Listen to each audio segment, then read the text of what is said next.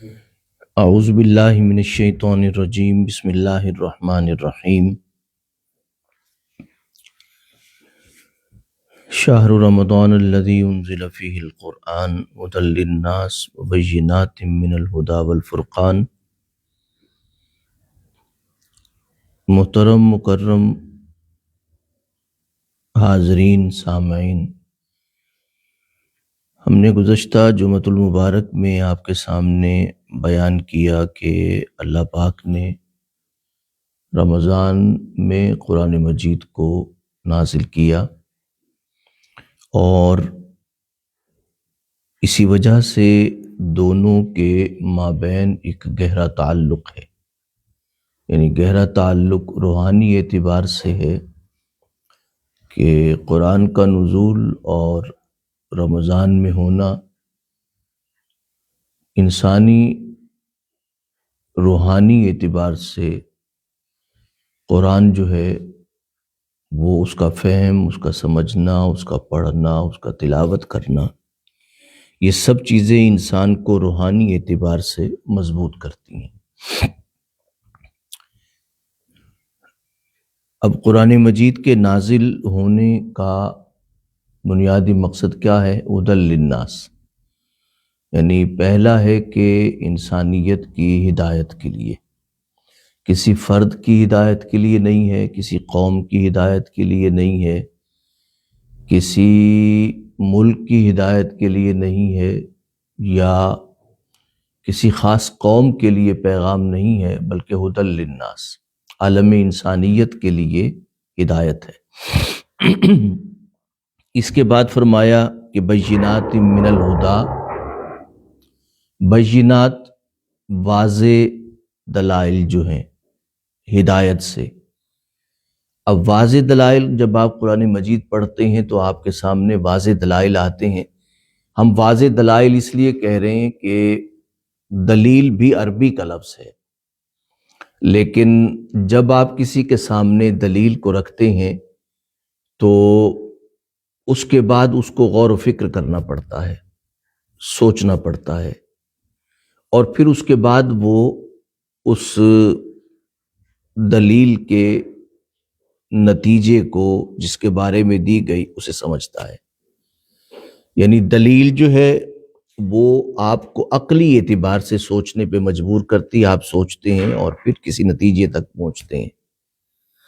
لیکن بینات کا مطلب یہ ہوتا ہے کہ بات اتنی واضح ہے کہ آپ کو سامنے آپ کی آنکھوں سے نظر آ رہی ہے۔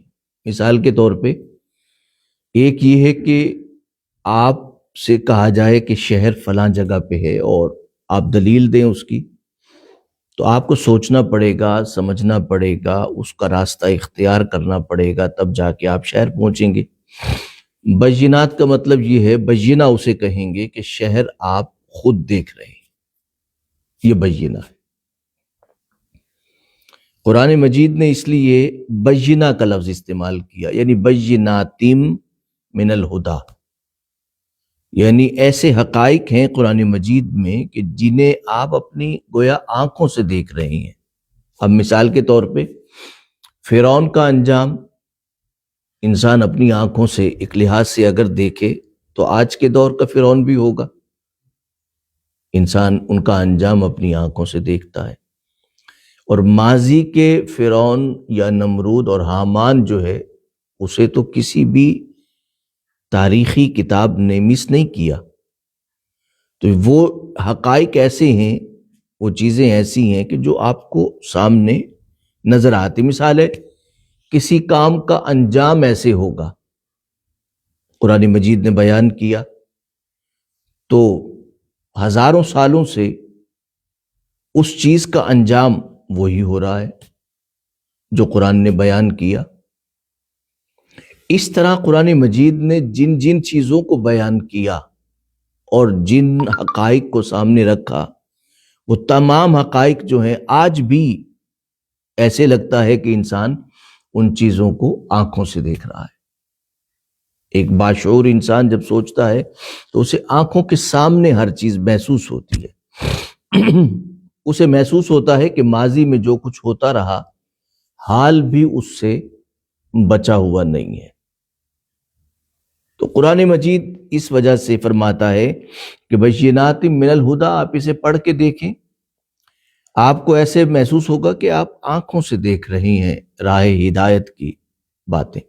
اور اس کے بعد قرآن مجید فرماتا ہے والفرقان، یعنی فرق کرنے والی چیزیں۔ یہ نہیں ہے کہ آپ کے سامنے ایک پوری گٹھڑی باندھ دی گئی ہے اور آپ سے کہا گیا ہو کہ بھئی اس میں سے صحیح اور غلط کو الگ کر، یوں نہیں کہا، بلکہ ہمارے سامنے صحیح اور غلط جو ہے واضح کر کے رکھ دیا گیا ہے۔ مثال کے طور پہ توحید کو اور شرک کو رکھ دیا گیا ہے، اتنا واضح ہے، یہ بات اتنی واضح ہے کہ اس میں کوئی ڈاؤٹ نہیں ہے۔ ورنہ اگر قرآن مجید صرف توحید کو بیان کرتا اور شرک کی وضاحت نہ کرتا، یا صرف شرک کو بیان کرتا اور توحید کی وضاحت نہ کرتا، نہیں، ایسے توحید کی وضاحت کی ہے، ساتھ شرک کی وضاحت کی، عدل کی وضاحت کی ہے، ظلم کی وضاحت کی، اخلاقی عظمت کی وضاحت کی ہے، اخلاقی گراوٹ کی وضاحت کی ہے، قوموں کے عروج کا ذکر کیا ہے، قوموں کے زوال کا ذکر کیا ہے، بد عادات کا ذکر کیا ہے، اچھی عادات کا ذکر کیا ہے، خیر کا ذکر کیا ہے اور شر کا ذکر کیا ہے۔